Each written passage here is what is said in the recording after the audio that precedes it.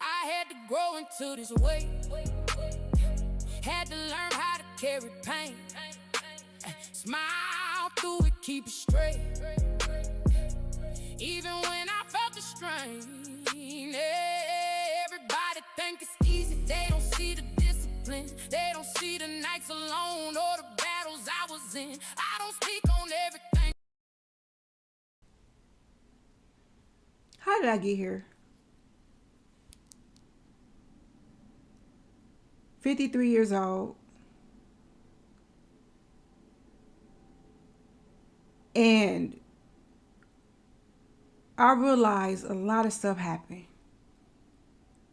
Life happened. Life happened in such a crazy way.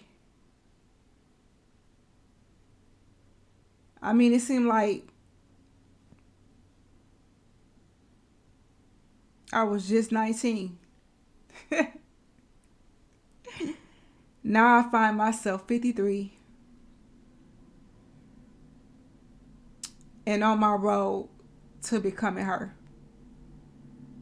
What does becoming her mean? Becoming her means becoming a woman that's restored, renewed, healed, or at least working on healing. Becoming her is being the woman that won't take no for an answer.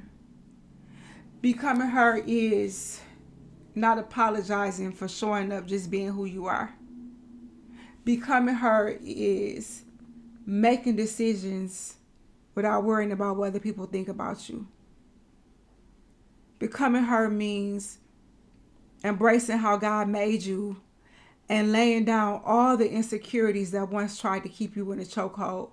Becoming her is no longer putting yourself in the back, but bringing yourself to the front and making yourself a chair to sit at the table. Becoming her is not easy. It requires you to have self-reflection.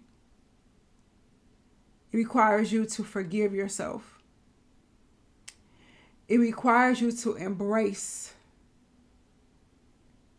your past mistakes and understand that your mistakes don't define you. Becoming her is releasing and leaving room to be restored. Becoming her is worth it. And I'm going to go even a little deeper than that. Becoming her is being the woman that you've always been, but just allowing yourself to get to the point where you embrace it. Welcome to Becoming Her in Motion podcast. I am your host, Bridget Wilder. You see, all of that I just mentioned has been a part of my story. I have been through love, loss, pain, insecurity, and traumas that it would take too long to tell them all in this one episode. However, as I take this time to introduce this podcast to you, I'm going to start by telling you how I got here. And in this brief introduction, you're going to hear me tell my story of surviving. In spite of all of the things that I had to endure, choosing to survive and not allowing myself to see myself as a victim. One thing about life gonna be lifing. None of us can just go through life unscathed, like never experiencing life challenges. But it's what we do with the challenges that makes the difference. It's like, you know, that saying where people say, if you got lemons, make lemonade. And then some people just don't even look at what that really means. Life can be sour sometimes. And I'm just going to give you some examples of some sour moments I've had. I'm going to take you back to as early as 15 years old. I was raped at the age of 15. And that was one of the defining moments in my life where I noticed a shift happen. For some reason, it seemed like that time in my life became a blur, and it seemed like life stopped. And all of a sudden, it just seemed like I was walking in an out-of-body experience. I just was lost. Hurt. So hurt that when that situation happened in my life, I suppressed it and just kept moving, never dealing with that trauma. Fast forward, I got married at the age of 20 years old. Married for 17 years to my husband, with whom I've shared 10 children. And in that space, I enjoyed being a mother. I enjoyed being a wife. But I still had some deep-seated insecurities. But what makes it so bad is throughout that 17 years, I spent my life just being absorbed in being a wife and mother. And I had become a mother of 10 children, as I just stated. Fast forward.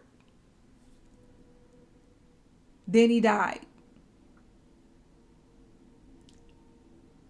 I'm going to circle back just a little bit.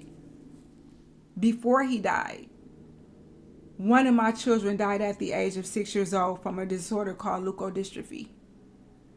Y'all, that broke me. I never knew that kind of pain. I never knew that anything could hurt that bad. Another instance in my life, when my daughter passed away, I found myself blaming myself. What did I do to cause that to happen to me? What did I do to have to lose my child? I didn't understand that. There I was, operating in my job, being a stay-at-home mother and doing the very best I knew how, but still somehow trauma slapped me in my soul.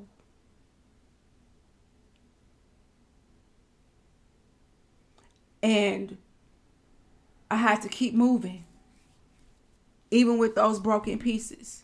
Fast forward, 3 years later, I lost my husband. He was 37 years old, and I was 36. There I was, raising my 9 surviving children by myself. Broken, hurt, defeated, did not understand, again, why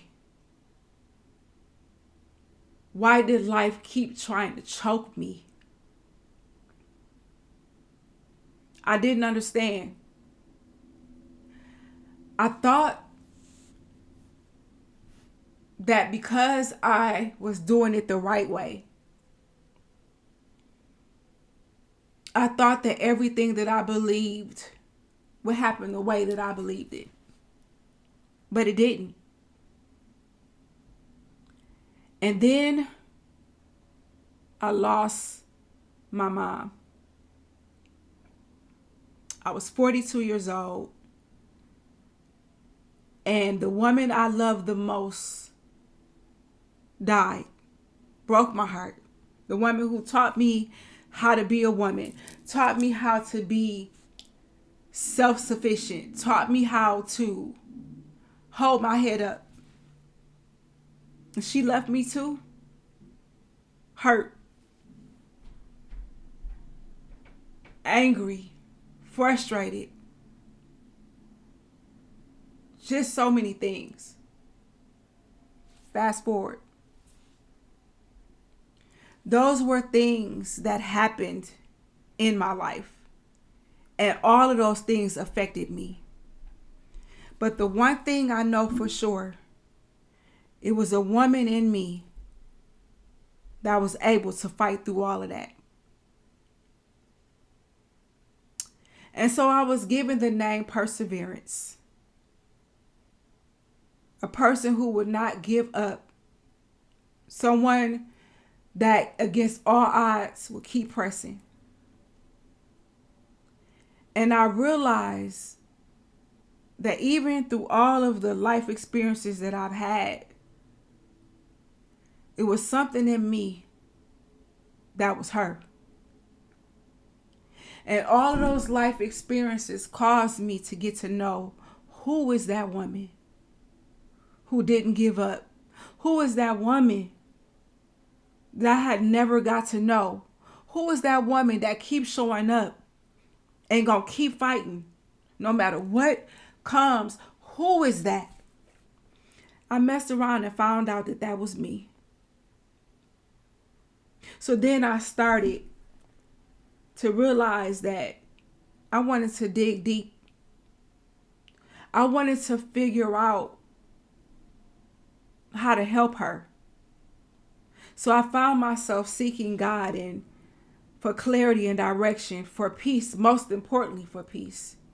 Because I got so sick of the strongholds of life trying to break me and couldn't understand why I could not stop fighting. And along the way, I decided that I'm going to fight for my better. And fight I did. I fought, y'all. Tooth and nail, man. I fought, I prayed, I prayed, I cried, I was angry, I held on to unforgiveness to people who hurt me, but I fought. And I realized that if I don't fight for me, ain't nobody else gonna do it. One thing about life, you can't escape pain. You can't. It's the law of life. And it's the scripture in the Bible that says, to whom much is given, much is required. And I really understand that that is true. I was given a lot. I didn't know it when I was going through all those things, but I was given a lot. I was given a lot of gifts, a lot of talents. I was given a lot of the ability to resist quitting.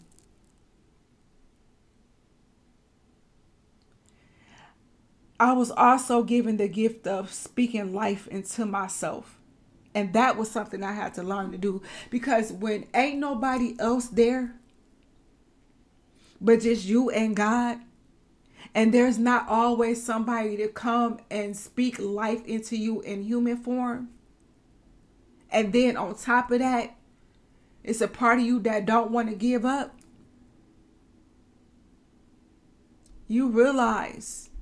I realized that the her in me that I was becoming was dependent on me to be introduced to her so that she can add value to the world. So in this podcast called Becoming Her in Motion, my goal is to help you see that you are her. Many of us women wear many different types of hats. Some of us wear the hat of motherhood. Some of us wear the hat of business owner. Some of us are daughters, grandmothers, sisters, church leaders. But no matter all that we do in life, we are more than just our title. We are vibrant women that deserve to get the life that God intended for us. And even though life has its way of showing up, somehow I found out that there is value in storms. Storms build you. Storms make you stop and reflect. Storms make you ask questions. Storms make you sit in solitude. And sometimes storms make you hungry for more. But what does more look like? In this podcast, I'm going to be sharing all types of tools to help you get to a place where you can tap into your healing. As you can see, I am hosting my podcast from my bedroom. This is where my episodes will be. I'm sitting in a place where I'm the most vulnerable. And I sit in this room and I have a lot of self-reflection. I write a lot of prayers, shed a lot of tears, spend a lot of time alone in here. And this was the exact place where I wanted to invite you to the raw, to the gritty, to the place where it's so intimate that I can't help but to be transparent when I open up about how I healed and how I want to see other women heal. In this space, I'm going to have guests come here and talk about therapy, talk about how they overcame some of the most traumatic events in their life. And it's a collaborative effort to help women tap into a space where they can deal with the parts of them that feel insecure or unseen. The fact that I decided to do this particular space is because I know how it feels to be the underdog. I know how it feels to feel like nobody sees you and nobody cares. And that sometimes you can feel overlooked. I know how it feels to operate in insecurity and the storms of life try to suppress your destiny. I know how it feels to be a caregiver of everybody, but putting yourself on the background. But now it's time for a shift to happen. It's time for us to get to a place where peace is prioritized and establishing boundaries so that we don't allow other unhealed people to come into our life and dictate who we are.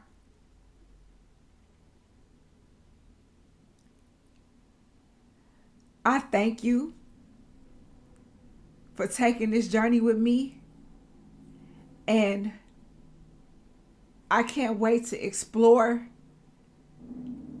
topics such as physical fitness, therapy, financial literacy. We're going to do some unpacking, y'all.